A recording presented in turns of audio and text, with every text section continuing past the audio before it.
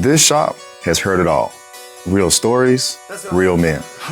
Welcome to the podcast, Behind the Chair. Southside baby standing on biz. Got no life, I'm standing on his. 3 days later, we resurrected, all perfected, standing on biz. This your boy, D, your favorite barber. What's up, everybody? This is D, your barber's favorite barber. Man, welcome to the podcast, man. Hey, come on in, have a seat, sit back, relax. This podcast is about real conversations. It's about lessons we learn right here in the barbershop. Question, have you ever sat in a barber's chair? If you have, you know it's much more than just getting a fresh cut, getting a nice shave. It's about venting. It's about laughing. Sometimes it's about crying. It's about talking trash to your barber about sports. But more than anything, it's about community.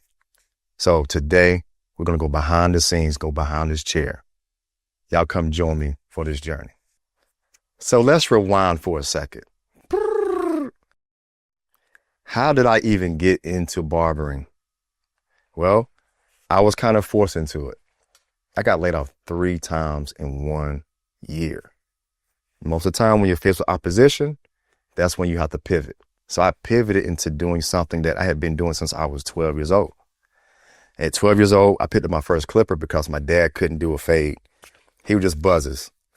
So at the time, I started like girls and noticed girls looking at other dudes with haircuts. So I said, let me try it. I'm an artist anyway. I can draw, I can paint, I can cut hair. So I started to mess around with the clippers and I became pretty good at it. But I kind of put in my back burner, in my back pocket, something I may pick up at some point. It's just a little side thing that I do. But when I got into it, I got into the barbering industry, I realized that it's actually a ministry. And I loved it. I fell in love with serving people because it gave me access into what true community really is. And from there, I transitioned into understanding that barbering and what I felt my purpose was a perfect marriage. And I began to just serve people, build relationships, fell in love with entrepreneurship, and I absolutely love it.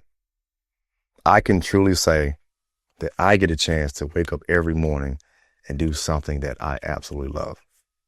How many people can say that? And from there, I realized something. I said, man, haircutting is much more than just like cutting the hair and making the haircut perfect.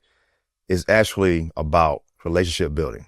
But even though I was presented with a layoff and three times in 1 year, you don't stop there. That's one thing I learned about that. You just don't stop. You actually pivot. You have to say, okay, what is it that I'm supposed to do? And what if I would have stayed on the sideline? What if I would have been fearful? I would have never had an opportunity to step into something like this. Let me tell you something. I have been a barber for 11 years, and I'm going to tell you something. I have heard a lot. I've heard some funny stuff, some comical things, man, that make you want to just fall back in your chair and almost drop my clippers. But at the same time, I've heard some very tough stuff, some challenging things. But what I want to capture with this podcast, men, lean up for a second. You're the key. You're the key for safe communities. You're the key to secure families. You are the key when you step into your rightful place. When I think about scripture, think about my favorite Bible verse, Ezekiel 22:30. God of all creation, he's depending on us. He literally says, I'm looking for men to stand in the gaps, make a wall so that he don't destroy it. But when I think about my community, I don't ever want God to view my community and see me and just keep it moving. That's what I want to capture with this podcast. I want men to feel empowered. I want men to know who they are. And I want men to stand in the gaps. But when you stand in the gaps, you got to do something. So why would we film this in a barbershop? You know why? Do you know what a barbershop means to a community? A barbershop is a hub. A barbershop is a place where whether you're rich, poor, black, white, young, old, you all come here to gather and meet. It's a place of real community. When I think of community, my definition is not Webster's dictionary definition. My definition of community is the barbershop. So check this out. I'm going to tell you something about what a barbershop, when I say a hub, Don King says, only in America. I'll say, only in the barbershop. We had this one opportunity, or this one time where this guy comes in. He's an older white gentleman. We're playing like Temptations. I don't know if y'all know anything about Temptations music, But anyway, we're playing Temptations, and then a young kid comes in, black kid with dreads. So from the optics, you would say these two would never have a conversation. Only in the barbershop, not only were they having a conversation, they were singing together. These are things that happens constantly, all the time. One thing I love to see in the barbershop, I love fathers bringing their sons. That's the one thing I wish I was able to do sometimes, is be a client, bring my boys to the barbershop, get haircuts, because that's an opportunity for guys that have sons to bond with their sons. Beautiful experience. I'm a Washington Commanders, Redskins fans. Only in the barbershop will you be able to see a Cowboy fan and a Washington fan talk a little trash, but they dap it up, fist bump it, and they're good. Only in the barbershop. Before we get out of here, before you log off, man, let me clean up your edges real quick. I want to speak to those men that are faced with opposition. I told you my story earlier about my pivot moment. I left out some key information.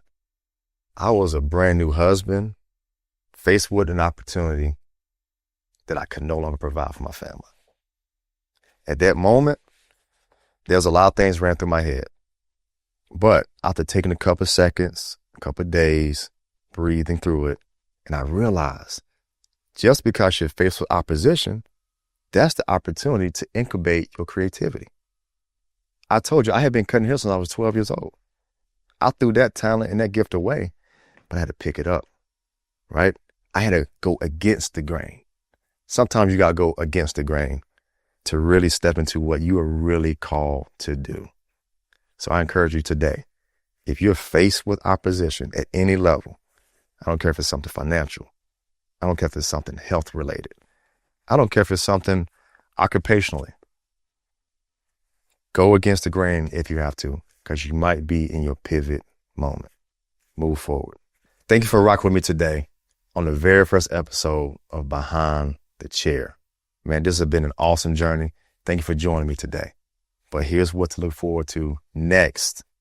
More real conversation, more dialogue, and even some special guests. Shh.